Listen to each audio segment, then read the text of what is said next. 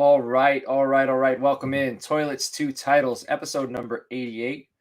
This is the preview for week 4 of the NFL season and of the fantasy football season.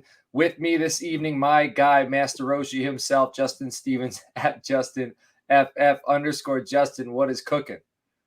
Not a lot. So I'm kind of getting tired of losing this damn game of the week because you keep picking characters that I have no idea what they are. But we're going to try to play this game again. So I only looked at pictures.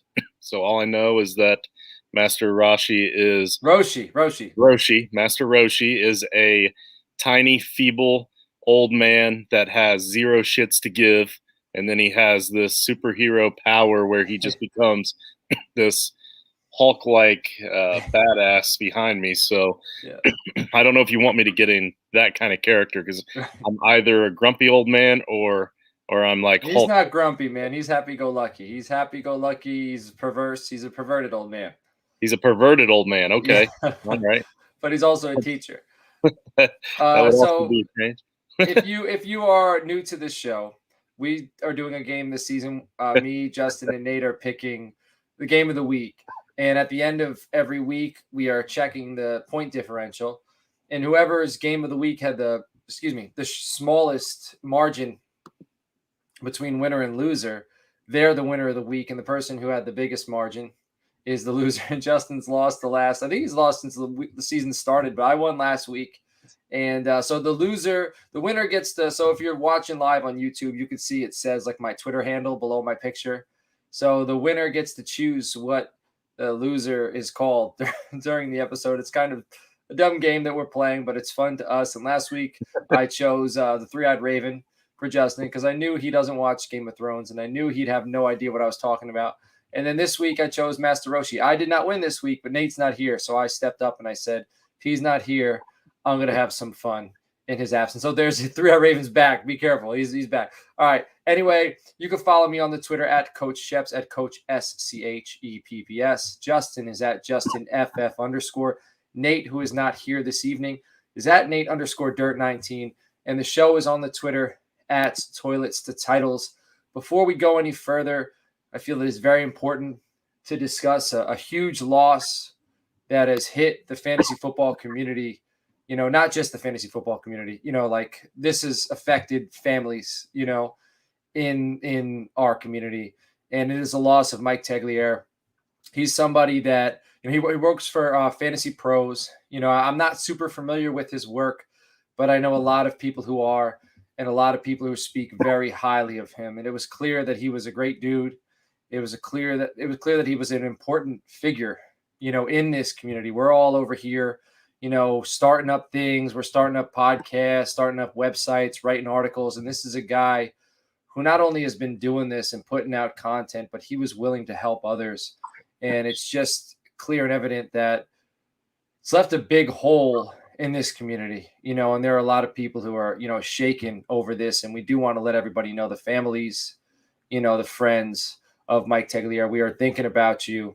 You know, the guys at Toilets to Titles, we are here. Our thoughts are with you. Our prayers are with you. And, you know, we're going to get through this loss together. And, you know, this is, you know, Justin used to sign off on every episode, you know, just love each other. That was how he'd sign off every episode. And I feel like maybe we need to get back to that because we're losing people left and right. Another big guy we lost, you know, in this past year, James the Brain. Like James was a guy that I wasn't super close with, but we wrote for Dynasty Football Factory. He had been on my podcast. I had been on his podcast. Like we had played in fantasy leagues together. So, you know, I was close in that aspect. Like, you know, we're not in the real world hanging out with each other on a daily basis, but these interactions are starting to become a little more impactful than our real world interactions because some of us spend a lot of time talking to, you know, it's because we have similar interests. And it's easy to get close to people that have similar interests, right? And we are finding that, you know, through social media. And James was the guy we lost, and now we lost Mike. And I'm sure there's tons of others out there. So there's a lot of people, you know, grieving right now. And we are thinking about you. And like I said, we will get through this together. Justin, you have anything? I know you said some words on your waiver wire episode that went to the Patreon members last night, but I wanted to give you a chance. If you had anything to piggyback off of that. Yeah, I just so obviously we all know what Fantasy Pros is, right? I mean, it's huge. It's a huge ordeal. They started from the ground up and they built something amazing. Just like you said, he's worked hard for the last half a decade or more, probably more, to build up what he's built up. And I found this quote from Cesar Chavez that says, "True wealth is not measured in money or status or power. It is measured in the legacy we leave behind for those we love and those we inspire." If you look at the GoFundMe, the last time I checked, and this is primarily all from the fantasy football community, it was over $400,000 raised for his family in the GoFundMe. So there's no way in hell that kind of money gets raised in any industry by any group of people unless you've inspired other people to do great things. So yeah, a huge name in the industry, but more important than that, I think a pretty huge legacy being left behind. So we wish all the best of luck to everybody over at Fantasy Pros as they try to, gather up everything and try to. I'm sure they're going to try to move on without him, and it's going to be tough for them because he did so much for them. And like I said, I mean, I said on the Waiver Wire episode last night that even though I never had any personal contact with him, like direct contact, I did see a few shows that he was a guest on. Very happy-go-lucky kind of guy. So definitely going to be missed for sure. Definitely. All right. So with that, we're going to continue on with our week 4 preview. For everybody who is listening to the show, I want to let everybody know where they can find us. We are on Apple Podcasts. We are on YouTube. We are on Podbean. We are on Facebook. We have 2 Facebook pages, Toilets, Titles, and When a Family Breaks, and we are on Spotify. If you are listening to us through podcast form, it would be greatly appreciated if you went to our YouTube page. You can look us up on their Toilets and Titles. You can find it in our show notes, or you can find a link to it if you follow us on the Twitter at Toilets and Titles. Subscribe to our show. First off, we'd like it because then you could tune in live when we're here. You could throw some comments because we always got guys in the comments throwing us questions. Start-sit questions can go right into the comments. As I speak, we get a comment. Oh, it's Rich. Rich is listening. Rich is always listening, man. So he's listening in because he wants to hear if I'm going to talk badly about the Raiders this week. And Rich, he knows that I called Derek Carr a dud this week. And he sent me his stat line at the end of the game. And he's like, that's dude numbers. And Rich, I looked up his numbers. He was like quarterback 15 for the week. So I don't think those are dude numbers. I think we're somewhere in the middle there. So maybe you overhyped him. I undersold him. But anyway, back to YouTube. Subscribe to the YouTube channel. Come and join us for our weekly episodes. We have like 8 episodes a week. At the end of the episode here tonight, I'll let you know all the different stuff we have. We have Dollars to Deuces betting on Wednesday night. We got Joe Knows Wednesdays. We got Saturday, we got Toilets Titles DUD. Thursday night, we got DFS episodes. Sunday morning, we got an NFL review or preview, college football review. Then we got the Blitz where it's a call-in show. So we got all this content, and all we're missing is you. Come and join us. Let's work together. Let's help you win some fantasy football championships. Let's have a fun time talking about it. Also, if you have Apple Podcasts, it would be greatly appreciated if you throw us a 5-star review. And go check out toiletstotitles.com. Week in and week out, we got tons of articles. We have a recap that Mike Jernigan's doing every week, recapping every single game. We have 2 start and sit articles, one by Alex. We got the DFS lineups thrown in article form. So all sorts of stuff is on there. So go to toiletstitles.com. All right, let's start with the news. Justin, why don't you read off some of these news topics here? Let's get into some discussion. All right. So the first that we have up here. Sorry, I was trying to mess with the Marlon Mack, man. Marlon Mack is seeking a trade. Yes, the team has agreed to trade him, so I think he hasn't seen many touches. And not for nothing, Nyheim Hines looks quick as hell. I wanted to say the S word, but I didn't because we don't really curse on this show. So he doesn't look quick as ass. He looks quick as hell. And Marlon Mack could look like a different player because he might be in a different uniform. Yeah, honestly, I hope it happens. I hope he's able to get a trade. I hope he's able to find a home that suits him well. But unfortunately, every time that he has had, I think he's only had like 2 or 3 touches. But even in the preseason, he looked like a shell of himself. He looked like a man that was trying to come off of an Achilles injury. I mean, he honestly just does not look like the same Marlon Mack. So if he thinks he still has it and he thinks he still has a chance to prove something, then hopefully they can ship him on his way and give him that opportunity because we do love Marlon Mack in Indianapolis. So we appreciate the couple great seasons that he gave us. So we definitely hope for the best for him. USF, great. University of South Florida. That's where Marlon Mack went. Thought he was going to be phenomenal in the NFL, and it just never totally panned out. All right, another running back, James White, is out indefinitely with a hip injury. I did 3 DFS lineups this week. I cashed in one of them. I came really close in the second, and the third, not so much.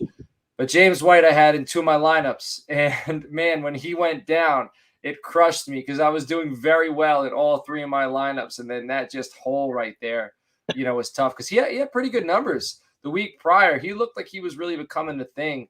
He's always been like a solid flex play, in my opinion, on like a weekly basis. In PPR, he's good for like 10 points a week. And he was starting to come on a little stronger than that. He was looking like a running back 2 option. And now he's out. So Damian Harris, are we going to see Ramondre Stevenson? What are your thoughts, Justin? I think we'll see Ramondre a little bit. Obviously, Damian Harris has proven that he can shoulder the load, but I have a lot of Ramondre Stevenson, and in the offseason, I kept saying he was going to become a household name. And just this week, I had finally decided that if he didn't do anything this week, which I believe he was a healthy scratch again, I was going to give up and drop him. So because I was wondering why he wasn't getting any kind of opportunity.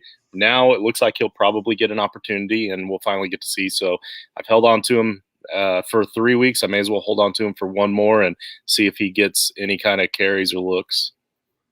All right, the next one, A.J. Brown. He has a hamstring injury, and he's week to week. Are we panicking on A.J. Brown yet? Because I was expecting, I think on our rankings over at FusionFFB.com, I had A.J. Brown like top 3 wide receivers in redraft this season.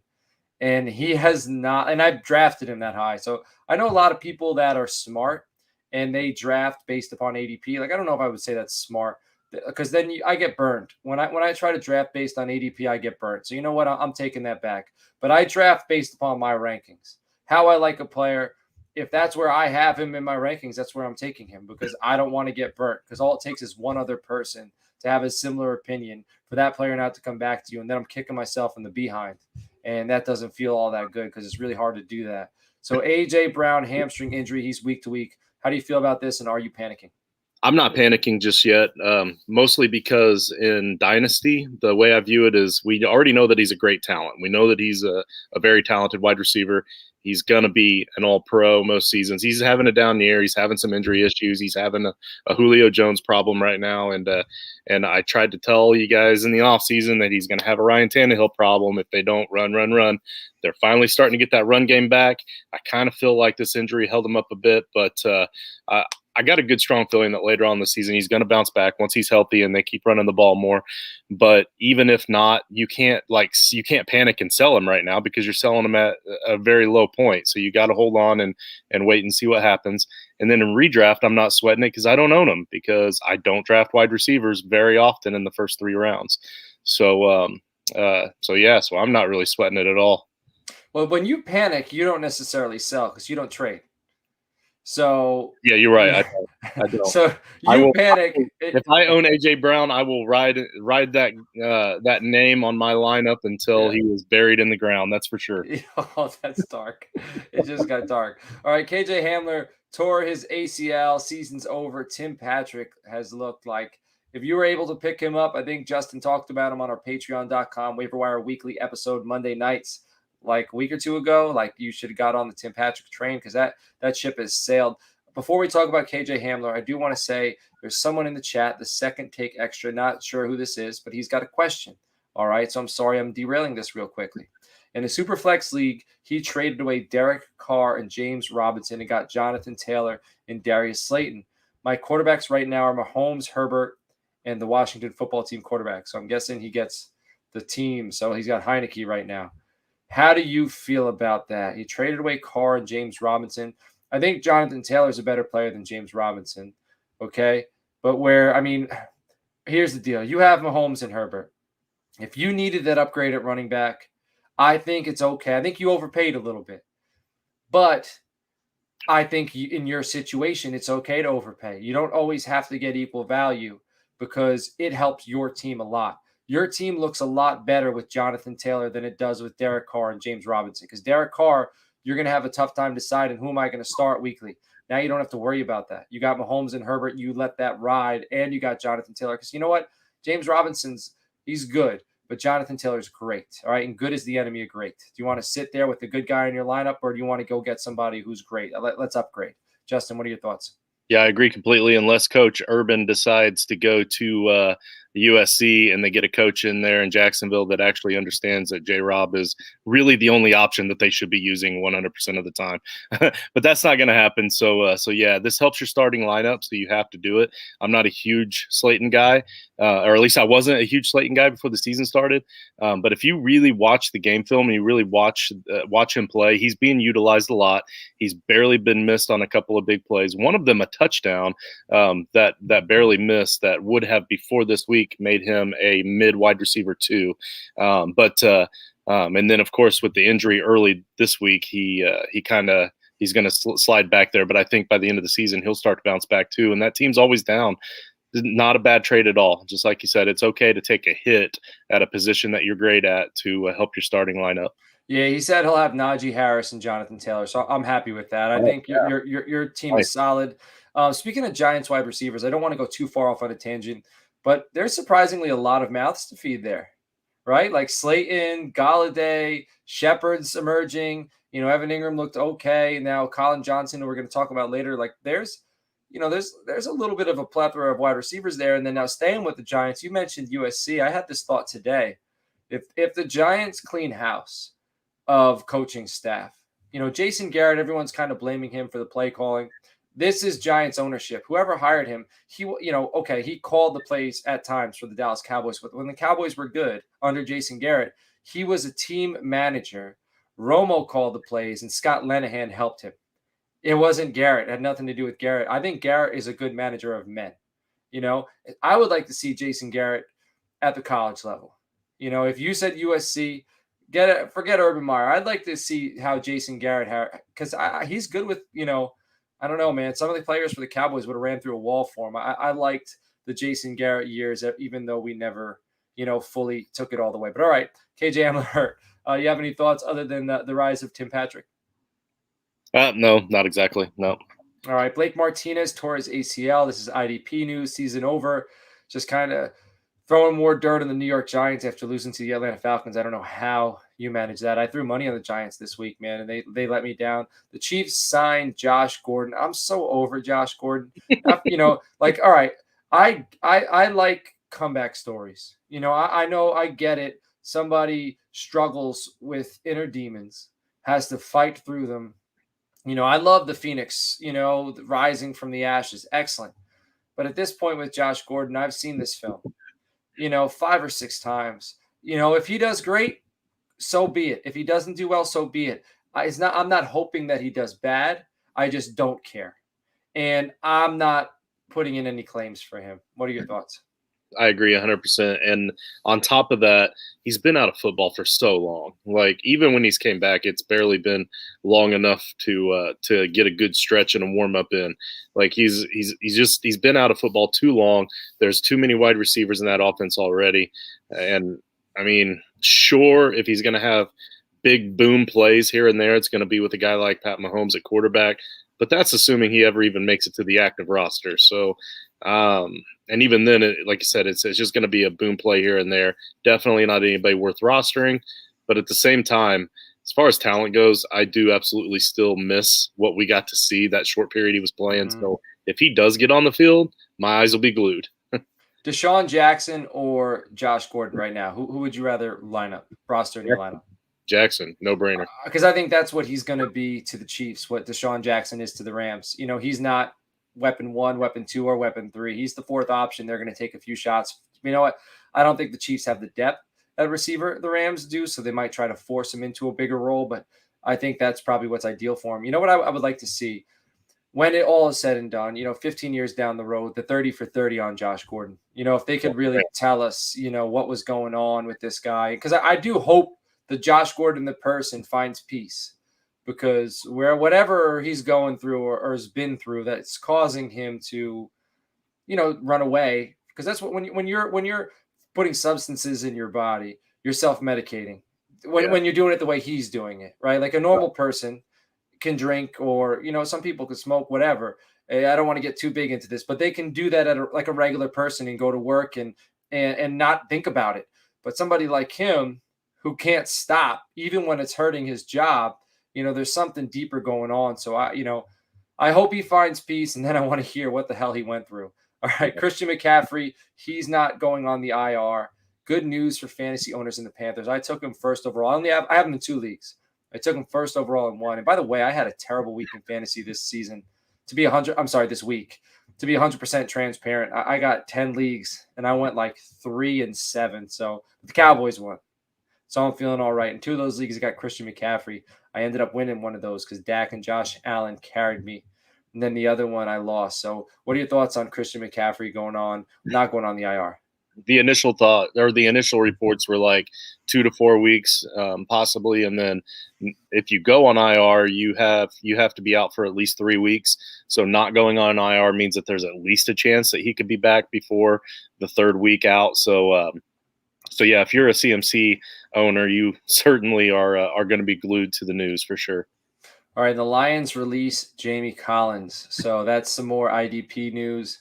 Do want to let everybody know this Monday night I wish I would have came prepared. Somebody on Twitter was saying if CeeDee Lamb got him 27 points, half PPR, he was going to buy somebody a CeeDee Lamb jersey, and it got a bunch of traffic. And I was like, you know what? I need 23 from CeeDee Lamb. If he gets me 23 points, I'll buy somebody who likes this tweeted jersey. And unfortunately, it didn't happen. I got a bunch of likes. And you know what? I felt like giving. So go follow me at Coach Sheps. Go follow the show at Toilets of Titles and find the tweet that I tweeted. And I said next week. So I'm giving everybody all week to like this tweet. As long as you follow Toilets of Titles, follow Coach Sheps, hit the like button on this specific tweet. You got to go find it. It says, that unfortunately, no CeeDee Lamb jersey was given away. But I'm carrying on. I'm trying to get it. I'm trying to give somebody something this week.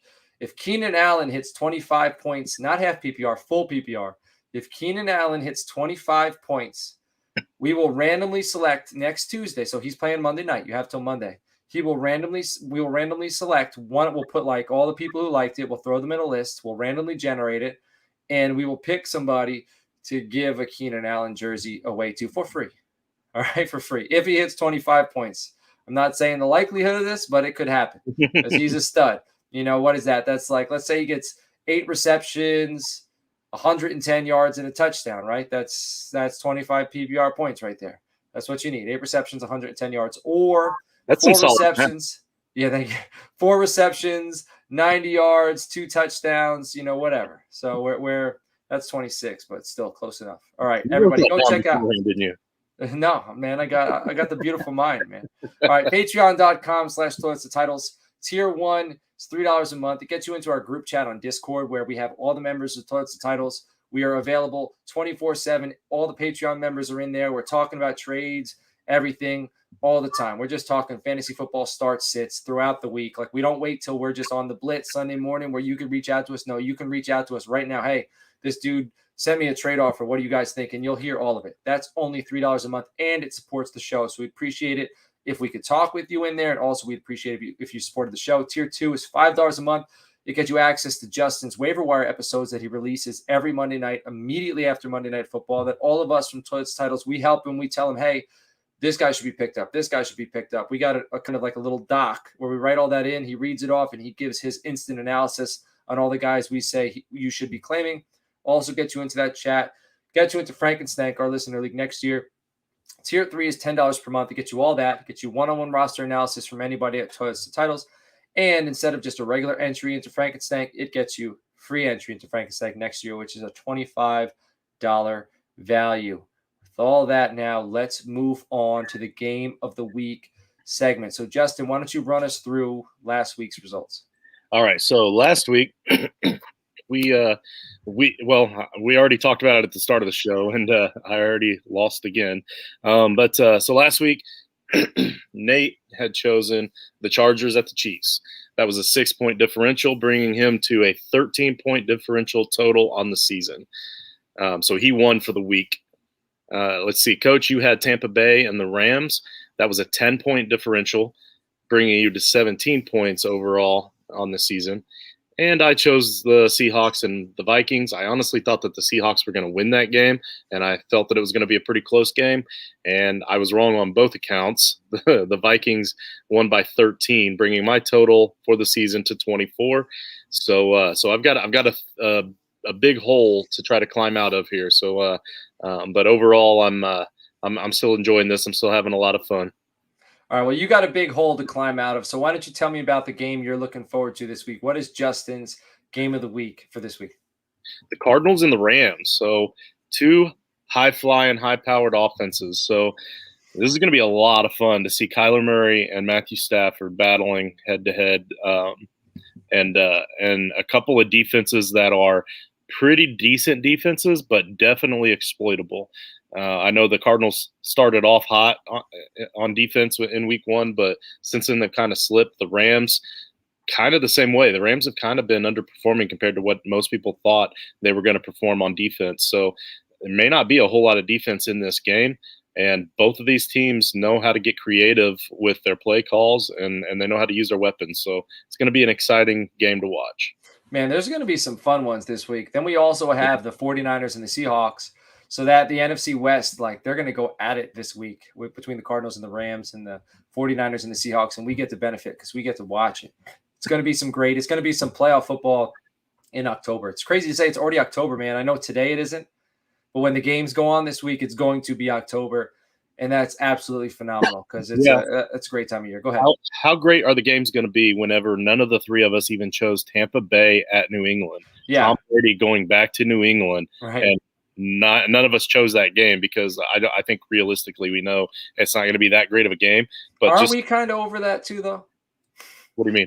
I'm kind of over Tom Brady and the Patriots. Well, I've been over Tom Brady and the Patriots for about 20 freaking years now. Right. So. I mean, I like what they're doing, Tampa, and I like Mac Jones, and good for them. But it's going to be a good game. But if it's not on the red zone, I ain't watching it. Am I like Scrooge? Am I bahumbugging? No, I agree. Am I bahumbugging? The Tampa Bay New England game? Not at all. Not at all. I get it. I understand. I feel you. But it is a big media game, so it's going to be played out all over the place. And when you are watching Red Zone, they're going to be talking about it profusely right before the game start and during the game. And they're going to be talking about all the records that Tom Brady is breaking at his old Gillette Stadium, and it's going to get annoying, just like it is every week that we see Tom Brady on television. Bah humbug. Go Cowboys. All right. My game of the week, I have the Las Vegas Raiders at the LA Chargers. I think this week we are really going to find out who the Raiders are. I think the teams the Raiders have played this season stink. I don't think the Steelers are any good. I think that the Bills just played us. Yeah, I think the Steelers. Where you at, Rich? Well, no, I'm not saying the Raiders stink. I don't think they've played anybody yet. And I think after this week, we're going to know. If the Raiders come in and they take it to the Chargers, the Raiders are for real. Like, they are for real. I'm buying it. I'm in. Because the Chargers are a very good team. They played Dallas very well. They beat Kansas City. Like, this is a legit team. And also, this is a division opponent, So I think we get to see, you said Cardinals, Rams division, Raiders, Chargers. This is going to be a great game. Carr and Herbert, I'm just very excited to watch this one. And I think Monday Night Football, we're going to get to see Andrew quoted me. I didn't say the Raiders stink. You're putting words in my mouth. The Steelers stink. The Pittsburgh Steelers stink. Like, they're unwatchable. I can't watch the Pittsburgh Steelers. It's terrible watching Ben Roethlisberger float around in that backfield trying to get the ball downfield. Like, every time, it looks like such a – what are those things called when sloth? No. What are those things called where, like, a marble rolls down and it hits like dominoes and then it makes something happen, and it's like a Rube Goldberg or something like that. Yeah, like, it looks like in order for Ben Roethlisberger, when his brain's trying to tell his body, to get the ball out and get it downfield, I just imagine like the process going from his brain to his muscles is Rube Goldberg, because it just looks like it's such a struggle. Yeah. Like, he just can't do it anymore. All right. So Nate is saying his game of the week is the Ravens at the Denver Broncos. I don't think, the Denver Broncos, like the Raiders, I don't think they've played anybody yet. And the Ravens, they barely squeaked by the Lions. So this is a game, who do you think is going to win this game, Justin? The Ravens. The Ravens. I'm going to get into the Broncos a little bit later in the show. Right. But, cool. Definitely the Ravens. Man, we got we need a moderator. Is that what it's called? Like the person who watches the chat and tries to keep it civil, because man, Rich and Campy are going at it right now. All right. Rich just said Campy stinks, not cool. Campy's going to black Rich out from the website, I think, if he keeps saying that stuff. Campy says, I disagree with the coach, Rich. I'm very impressed with the Raiders Nation. I didn't say nothing about whether I'm impressed with them or not. I just said they haven't beat anybody. Everybody's against you, John. We're back to normal. Yeah, true. I guess I wouldn't have it any other way, huh? I like being the villain. Lay it on me. Last year, I was the only guy talking down on Miles Sanders. And last I checked, he had 3 carries last night. So Miles Sanders stinks. It doesn't stink. It's just a bad situation. All right, locks of the week before I dig myself in any deeper holes. Nate isn't here this evening, but Nate was hot last week, man. You know why Nate's not here? Because he's probably out on a boat somewhere, in Europe somewhere, just eating clams with his old lady and his son, just chilling, because he was hot last week. He had the Cardinals with -7.5 at the Jags. He hit that. He had the Chargers +6.5 at the Chiefs. He hit that. He was very close to nailing all 3. He had the Raiders -3.5 versus the Dolphins. And the Raiders only won by 3. All right, week 4, though, his picks are Colts +2.5 at the Dolphins. It's a get-right game for Indy, man. I'm going to talk about this later, too. The Dolphins, man, what the hell happened to them? Dolphins and the Washington football team, I thought both of those teams, I thought their defenses were going to be legit, and they don't look good. They look like bad football teams right now, and I'm shocked. The Dolphins have secondary for days. The Dolphins, they should go ahead and trade Xavier Howard, because they could get a lot for him, and it's not doing nothing for them. They're not winning games with him. They should go ahead and just get rid of him, stock up elsewhere. Get linemen or whatever to protect your quarterback, because you couldn't do that. Now you're dealing with Jacoby Brissett. Anyway, he's got the Browns -2.5 at the Vikings. It's going to be a fun game. And he's got the Lions +3 at the Bears. Open quarterback competition in Chicago this week. Fields can't get sacked 9 times again, or can he? So I don't know if it's going to be Foles, Dalton, Fields. I thought the Bears were going to make it tough on Cleveland last week, and boy, was I wrong. He's also got one more, man. So he's got 1, 2, 3. He's got 4 games for us this week, guys. So we too can go rent out a yacht and party if we make some bets like Nate's doing. All right, Broncos -1 versus the Ravens. Let's see if Theodore Two Gloves, which is Teddy Two Gloves, and the Broncos defense is the real deal. Any thoughts on these bets, Justin? Not necessarily so much the bets, because I'm not really a betting guy when it comes to the lines and the point spreads and stuff. But I do want to comment about how Brissett is kind of starting to make me look extremely wrong about everything I said about him while he was in Indy. So I'm not really liking what I'm seeing out of Brissett. So as long as he's the quarterback there, you're going to continue to see bad football from the Dolphins. And not that it looked great with Tua, but at least they could move the ball a little bit. They miss Fitzpatrick. Yes. You know what? If you miss Fitzpatrick, there's a guy named Gardner Minshew who's Ryan Fitzpatrick light, who's out there in Philadelphia, and they won't even allow him on the field. So Miami, go ahead. Go call up Philly. Go call up Sirianni. Ask for Gardner Minshew and have an open competition between him and Brissett. And let's have some fun down there. All right, dudes and duds, my starts and sits for the week. Josie Jenkins, what a great name. That's my boy. There's a dude in our chat whose name is Josie Jenkins, and I want to say I went to school with him. Josie Jenkins, great name. Yeah. If we had a Hall of Fame of people who've been in the chat during our episodes based upon names alone, one of them would be like when the Facebook user pops up and we don't know who it is. That would be up there just because it's mystery. And mystery is intriguing. I think it's great radio. And it also makes it fun for me because I don't know who this person is, just as Facebook user. It could be anybody. They'd be on the Hall of Fame. Josie Jenkins would be up there as well. Justin's your guy. Justin's his guy. Justin's my guy as well, Josie Jenkins. So thanks for coming in. I just like saying your name. Great. Excellent. All right. Dudes and Duds, you'll find on Toilets to Titles. It'll release Wednesday around noon. So if you hear this stuff, you don't have to remember it all. You can listen and take it in. And then you can go to toiletstotitles.com on Wednesday and read it. My breakdown completely on there. So I got you. I'm doing double time. Dudes and Duds for week number 4. Quarterbacks, Joe Burrow as a dude versus Jacksonville. Joey Burrow had 3 passing touchdowns in week 3 and has 7 total so far this season.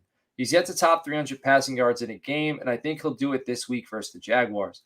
The Jaguars allowed Teddy B to hit 300 passing yards in week 2, and Tyrod Taylor got damn near close with 291 passing yards in week 1. So Joey Burrow's about to cook. Next, Justin Herbert versus the Las Vegas Raiders. Rich isn't going to like to hear that. On Monday nights, the stars shine brightest. After a huge win in which Justin Herbert produced a clutch performance, I expect a monster outing this week. All right, what did Campy say? Justin is my guy. Looks like I'm removing Josie from the chat. We need a moderator to take care of this stuff. It's getting crazy in there. All right, my next start for the week, Jonathan Taylor at Miami. Peyton Barber just gashed the Dolphins for 111 yards in the ground in week 3. Jonathan Taylor has been scratching the surface, but has yet to have a signature breakout performance in year 2. This is the week. So start him up. The dude in this chat who just traded for Jonathan Taylor, you got him at the right time because he is going to jump on the scene this week. Next, Clyde Edwards-Helaire at Philadelphia. The Cowboys absolutely gashed the Eagles on the ground in week 3. Not only did the boys run all over them, they kept that defense on the field and absolutely wore them out. So the front 7 of Philadelphia got wore out. They're tired this week. They're hurt. They're probably getting ice baths every day after practice. I mean, if they didn't already do that. I doubt that defensive front 7 recovers in time to be fully ready to take on the Chiefs. Clyde Edwards-Helaire topped 100 in week 3, and I expect them to do it again in week 4. Next, Odell Beckham Jr. at Minnesota. Beckham had 5 receptions on 9 targets last week in his first action with Baker Mayfield in quite some time. With Landry out, Beckham is forced to step up and be the focal point of that passing attack. This one should be a high-scoring affair, and Odell Beckham Jr. should put up some big numbers. So Odell Beckham Jr., Justin Jefferson are going to be on the same field at different times, but it's going to be very electrifying. I think we're going to see 2 electrifying performances from both of them. My next wide receiver this week, Terry McLaurin at Atlanta. Last week, I had my guy Scary Terry on my duds list. Even though I was right about it, it didn't feel good. I don't like sitting Terry McLaurin, even if you have to. But this week, you don't have to worry about it. It feels much better throwing him back on my dudes list. Last week, Colin Johnson and Kenny Galladay combined for 115 yards and 9 receptions versus the Falcons. Terry can do what those guys do, but he just does it much better. So this is a great matchup for him. Start him up. Finally, Dalton Schultz, tight end, Dallas Cowboys versus the Carolina Panthers. The Cowboys offense has their opponents' heads spinning, trying to keep up with who they need to stop. Is it Zeke? Is it Pollard? Is it CeeDee Lamb? Is it Amari Cooper? I don't know. But Dalton Schultz is just squeaking around, finding holes, and Dak is taking what defenses are giving him. So I'm starting Dalton Schultz this week against the Carolina Panthers. He is a thing, and I do not think he is going away anytime soon. Finally, my duds, or rather my sits for this week. Daniel Jones at New Orleans. Jones has looked decent so far this season, and what elevated him from average to good in fantasy football terms is his ability to scramble. This week, he'll face a stingy New Orleans Saints defense who is good against the pass, but they're also better against the run. So it's just a tough matchup for Danny Dimes. Jared Goff at Chicago. After throwing for around 600 yards and 5 touchdowns in the first 2 weeks, Jared Goff has came back down to earth in week 3. He'll face a tough Chicago defense that knows they need to hold their opponents to a low score if they want a shot at winning. I'm sitting the Ravens backfield at Denver. The Broncos have yet to allow a rusher to go over 50 yards this season. I know we're only on week 4, but still, I think that's pretty. I mean, this is the NFL. No rusher has gone over 50 yards against the Broncos. Last week, I was expecting Tyson to crush it, and he barely got touches. I had him as a start last week. I'll admit it. I was wrong. This Ravens backfield is too much of a mystery, and that Denver defense is too tough against the run. I'm not touching this game. James Robinson at Cincinnati. Prior to week 3, James Robinson had yet to top 10 points in PPR format leagues. Last week, he faced a poor rushing defense, but this week, he will be facing a much tougher opponent. The Bengals held Dalvin Cook. Listen to this stat line. 20 rushes for 61 yards. Then the next week, they held David Montgomery to guess what? 20 rushes for 61 yards. So back-to-back weeks, 20 rushes, 61 yards, and then Najee Harris broke it up. He went 14 for 40. So those aren't very good. I think it was like average 3 yards, 2.9 yards. So I'm benching James Robinson, okay? I'm benching the Steelers wide receivers at the Green Bay Packers. In my opinion, the Steelers stink. You've heard me say that multiple times in the show. And we're watching the corpse of Big Ben try to win football games, and it's just not working for them. This game is going to get ugly quick, and they're not touching any of these Steelers wide receivers. I'm not sure who it's going to be. Claypool did decent last week. Is Deontay Johnson coming back? What are they going to do with Juju Smith-Schuster? Honestly, this week, I think it's probably, if any of them are going to produce, it's Juju. But I don't know. I just don't know, so I'm not touching any of them. I'm sitting DeAndre Hopkins at the Los Angeles Rams. After a strong week 1, Hopkins has been trending down. Kyler Murray has been doing a great job of spreading the ball around, and the Cardinals' passing game is looking strong. But Hopkins' fantasy production is suffering. The Rams will be the toughest test the Cardinals' offense has faced this season, and this isn't the week I'm banking on Hopkins bouncing back. Like, it's going to come, but not this week, not against the Rams. Finally, I'm sitting Noah Fant versus Baltimore. With Tim Patrick emerging, Noah Fant is slowly declining. I love the talent, but I'm not very fond of what I've seen from him this season. This week, he'll face a Ravens defense that held Hockenson in check last week, so they did it with Hockenson. I think he's a step above Noah Fant. I think they'll have a good chance of shutting Noah Fant down. So that's my do's and duds. Again, check out toiletsandtitles.com. You will see it there after Wednesday this week. Justin, some Turtleheads, some guys that you feel like are going to break out. Let's hear it. Yeah, so I'm going to start off with Rashad Bateman. So Rashad Bateman started the season off on IR. He could be back as soon as this week. Things are still kind of up in the air with that, and I don't think that a lot of people are going to be thinking about him. I feel strongly that he's going to end up being a very heavily used wide receiver in that offense. Granted, they don't throw the ball a whole lot in Baltimore. I totally get that, but I do feel like Lamar drops back to throw a lot more than a lot of quarterbacks. He just doesn't actually physically throw the ball a whole lot because it's hard to find a wide open Sammy Watkins because he's Sammy Watkins, and Watkins can no longer get the separation that Bateman can get. So once Bateman comes back, I feel strongly that he's going to be able to get open. You're going to see more passes thrown, and and he's going to have the opportunity to be kind of the 1B to Hollywood's 1A.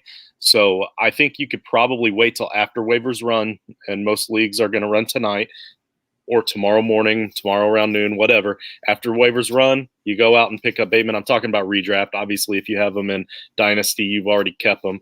But go out and pick up Bateman for free so you don't have to use up a waiver wire on him. But if you're desperate enough, which I don't see why you're that desperate at wide receiver, just because there's a lot of wide receivers out there, but whatever, go ahead and use a waiver on him, but I wouldn't put any fab on him. Just pick him up, get him for free. You might have to hold him for a week or two until he's completely healthy, but it's going to pay off at the end of the season. So that's my main Turtlehead for today.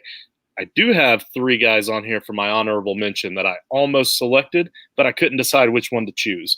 And that's the 3 wide receivers for the New England Patriots. Because of the fact that the Bucs are so good against the run, and the teams are taking advantage of that Tampa Bay secondary, and right now they're ranked as the worst secondary in the league as far as yards against right now. So teams are doing all of their work against Tampa Bay in that secondary. So between Jacoby Myers, Nelson Aguilar, and Kendrick Bourne, right now they only have 2 touchdowns between the 3 of them over 3 games this season. I feel strongly that 2 of them will each get at least a touchdown this week. I don't know which ones it's going to be, though. You just got to look at your waiver wire and just kind of get a vibe for who you would want to go after. Personally, for me, it's going to be Kendrick Bourne for more of the red zone opportunity, or Jacoby Myers, just because he seems like he's got a pretty good rapport with Mac Jones right now. But Nelson Aguilar is the one that has the pedigree, so I wouldn't be upset if he chose Nelson Aguilar out of that group. But between the 3 of them, I think all 3 of them are going to have a decent game. But we're talking about guys that you're picking up off the waiver wire to throw in there and try to get touchdowns right now. So I think 2 of the 3 of them will get a score. All right, I have an honorable mention this week, and that's Colin Johnson, the wide receiver for the New York Giants. Johnson came back this week, so his first week was week 3. He was targeted 7 times. which was the most out of all the New York Giants wide receivers this week. So Johnson was out week 1 and 2, and immediate impact in his first appearance says a lot to me. It says there's, especially since he came from Jacksonville, so he wasn't even a Giant. So it's not like Daniel Jones had a lot of time with this guy. It's like they're clicking immediately. Time to add him to your roster before he becomes a consistent playmaker for the Giants. If Kenny G goes down, like if Galladay goes down for a significant amount of time, I think his stock is going to rise immediately because we know Shepard, Slayton, Tony, like they're all those kind of gadget, slot, little guy speedsters. Colin Johnson fits more in that Kenny Galladay, physical, big outside wide receiver role. So he's like the X, the natural X. And I think that there's an opportunity. You can put him on the bench and we could see an uptick. All right. We got a question from the Second Take Extra. Would you trade away DJ Moore and get Godwin and Kenny Galladay? My wide receivers right now are Tyreek Hill, Justin Jefferson, Allen Robinson, and Jalen Waddle. So, your wide receivers right now are DJ Moore, Tyreek Hill, Justin Jefferson, Allen Robinson, and Waddle. I don't think I'd do the trade. I don't think you need to. Now, if you were weak at running back or if you were weak at tight end and say you got Godwin and a decent tight end or a decent, like a running back 2 or a flex, I'd consider doing it. But what's the point of getting 2 guys that are, Godwin's, he's got, I like Chris Godwin, don't get me wrong, but I think his ceiling is a little lower than DJ Moore's ceiling. So you already got that guy with DJ Moore, Tyreek Hill, and Justin Jefferson. And then with Rob and Waddle on the bench, I mean, those are your 3. Like, why mess with that? What are your thoughts? If you don't make the trade, DJ Moore, Tyreek, and Jefferson are your dynamic starting 3 wide receivers. If you do make the trade, you take a bump back from DJ Moore to Godwin. Now you have to decide if you're going to start Godwin or A-Rob. So you're taking a hit at wide receiver just to get more depth at an already solid wide receiving core. So absolutely not. The only way I might consider it is if you're really trying to make some moves here and you're trying to flip Godwin to a guy that is a big Bucs fan or a big Godwin fan. But even then, I think I want more from this trade. Yep. Or just different. Give me like a different position. Like, I don't need wide receiver. Give me Godwin plus somebody else. I'm not going to give up a consistent 1,000-yard wide receiver for, especially one that now has a quarterback that is targeting him a lot and is actually a decent quarterback. People don't want to believe it yet, but Sammy Darnold is a decent quarterback now. We're going to see. We're going to learn this week. We got Dallas Cowboys, Carolina Panthers without Christian McCaffrey. So Darnold cut us to pieces last time he played us when he was with the Jets, man. He torched the Cowboys. He looked like the second coming of Peyton Manning. So this one's a little personal. Let's see if the Cowboys take it that way.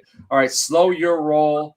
Players we aren't yet sold on. So I kind of cheated because, the players we aren't yet sold on, it's been like last week I said Derek Carr, just a guy who I'm waiting to see more from. But what I'm slowing my roll on, come with me on this one, this week, what I'm slowing my roll on is the fact that the Washington football team defense is bad. All right. I'm not there yet. All right. They played well in week 1 and things just have gotten out of hand since then. They face the Falcons this week, and I think they get it back together. Like they get the train back on the rails against the terrible Falcons team that somehow beat the New York Giants. And I think after this, Washington football team defense is going to be back. So I'm slowing my roll on the fact that the Washington football team defense is bad. Justin, what are you slowing your roll on? So I'm slowing my roll on the Denver Broncos, the 3-0 Denver Broncos. The Denver Broncos are 3-0. You got to hand it to them. They're 3-0 against 3 dynamite powerhouse teams called the Jets, the Giants, and the Jaguars that are a combined 0-9 right now. So great job. Bravo, Broncos. Man, how do you get that lucky to face the 3 teams you face, like combined to be 0-9? Right. I mean, they're about to get exposed soon enough. And honestly, over the course of the rest of the season, I see maybe 4 or 5 more winnable games for them. And even then, I'm not super stoked about it. But I'm more worried about the fantasy football relevance of this because when you're facing the Jets, the Jags, and the Giants in the first 3 weeks, you're going to get that false sense of security from some of these guys. And not that anybody on their team has given dynamite performances in fantasy, but they've been pretty solid for the most part. And you're going to kind of expect that when you get that week in and week out. Now, when they start to face tougher opponents, you're going to see less time on the field, so less ball possession time, worse field position. It can definitely affect your fantasy players, and I feel like it's going to drop drastically. So now would be the time to try to sell as many Broncos as you can possibly sell, especially since I don't think, and I know Nate's not going to want to hear this, but your Teddy Two Gloves is not going to be able to keep that starting job for too much longer once the seams start to come apart. Drew Lock is waiting in the wings. Drew Lock at the end of the season last year was having fun and playing football like a kid out there on the football field. You can't take that away from that guy. You know, he's been fighting hard to try to get that spot back. I don't think he was great by any means, but I don't think he deserved to have the role taken away from him. And I'm sure he's going to have that chip on his shoulder as well. Man, I when I heard that Rodgers might be going to the Broncos, I bet that the Broncos will have more than 8.5 wins this season. So, man, like they're already 3-0. Just give me 6 more somehow. just get me 6 more. I don't care if they look good doing it. Well, I said 4 or 5. Right, which gets me to 8, which is still a half a game less than what I need. Yeah. So they need to maybe they start stinking for a little bit, put Lock in, he gets him a few wins. But all right, Nate is slowing his roll on the 3-0 Raiders. So sorry, Rich. They squeaked by a Dolphins team with Brissett, who Nate said is better than Tua, but Nate is saying looks like he might stink. The Chargers are on fire and they're rolling. He doesn't think that train is slowing down anytime soon. So last week I was slowing my roll on Derek Carr, and this week Nate is slowing his roll on the Raiders. So we got to be made believers, Rich. If they're going to do it, it's going to be done this week. All right, they got to show us. Okay, so now my favorite segment. At this time next week, we'll be saying, last week I said that at this time next week, we'll be saying that the Chiefs better shape up because they're in trouble. And the Chiefs went and they lost again, and they better shape up because they're in trouble. This week I am saying, we're going to be saying next week rather. This week I am saying what we'll be saying next week is the NFC West is the most exciting division in the NFL. I mean, we're getting 49ers against the Seahawks. We're getting Cardinals against the Rams. That is some great playoff football here in October. So I'm looking forward to that. Justin, what do you think we'll be saying at this time next week? So I have down that I'm dropping the Washington football team defense after this week. So kind of the opposite of what you were saying earlier, but they would have to have an incredible game against the Jets, which is exactly what everybody is expecting to happen. No, it's the Falcons. Okay, yeah, okay, Falcons, same thing. Whatever, yeah, same thing. So they would need to have an incredible game this week against the Falcons, and that's exactly what everybody's expecting to happen, right? But it seems like the last 3 weeks, everybody has expected a heck of a lot more than what we've gotten from the Washington football team. So, like, even if they have a decent game and an okay game, or fantasy points wise, they give you some decent points, but they still just look like not a great dominating defense that completely shuts down the Falcons. You're going to think that they're not as good as you thought they were when you drafted them, and you're going to be disappointed for a 4th week in a row. So a lot of people are going to feel jaded for the last time, and they're going to finally drop the Washington football team defense. And then you're going to go out and you're going to start streaming defenses from week to week like you probably should have done all along instead of drafting a defense so high. All right, Nate's is like, this is a long one, so bear with me. Nate's, what he's saying at this time next week we'll be saying is a lot. Here's what he's saying. This is what we'll be saying. Week 4 came and went, and more coaches showed their incompetence with situational football. The Packers lose to the Niners if they don't kick the ball out of the end zone and give Rodgers 37 seconds from the 25. You kick it inbounds, and it takes 5 to 7 seconds off the clock. Can't fair catch a kickoff in the NFL. Those few seconds were the difference in that game. Stop bombing it through the end zone and not taking time off the clock when you're only up by 7 or less, especially if a field goal can tie or beat you. Yeah, that's That was hard to get through, man. I need a cup of water. Justin, wake up. We got to wrap this thing up. We're All done. right. Yeah. All right, guys. Everyone, subscribe to our YouTube channel. Join our Patreon, patreon.com/thoughts-to-titles. We would love to have you in our Discord chat. It's $3 a month to get in there. 24/7 access to all of us, all of your fantasy football questions, start sit questions, trade advice, lineup setting advice, all of that. You have us. $3. Get in there. Subscribe to our YouTube channel as well. That's a great thing. You can get into all of our episodes, hit the bell so you know when we go live, so you can chat and you can comment during the episodes. We can answer you there as well. It's a great community, and we enjoy having you a part of it. So please subscribe so you can be here when we go live. We have like 8 episodes a week. Wednesday nights, we have Joe recapping the last week's games. We have Dollars to Deuces with Nate and Rich, which is a betting show. Thursday night, we do a dash of DFS from 7:45 to 8:20. We talk about all of our DFS strategies for the week and our lineups. We go live right until kickoff. Saturday is Down Under Dynasty with Matt and Ben. Sunday morning, Joe recaps the college football games from Saturday night and previews the NFL games from that Sunday. And then we have the Blitz with Justin, Mike, and Alex, where they're doing all start sit questions from you guys from 10:30. So I want to say about 12 o'clock. The more people in there, the longer they go. So they are ready for you. Justin, do you have anything to say to the listeners before we wrap this thing up, man? Yeah, so there are some of you out there that might really enjoy listening to Dollars to Deuces. Maybe you really like what the guys on Dollars to Deuces have to say about the gambling stuff, and maybe you can't really be a Patreon supporter right now to get into the chat because, I mean, times are tough right now. We completely understand that. Just the fact that you're listening means a lot to us. But if you wanted to reach out directly to one of those guys, you've got their Twitter handles right down there at the bottom. Feel free to directly contact any of us, and we're gonna help you out as best we can. And of course, we're gonna keep steering you any direction that we possibly can in the right direction. But at the end of the day, we're here to try to help you win fantasy football games. All right, well, everybody, I hope you have a good evening. I hope you have a good week. I hope your fantasy football teams do well and all of your football dreams come true. We'll be here same time next week. We'll catch you later.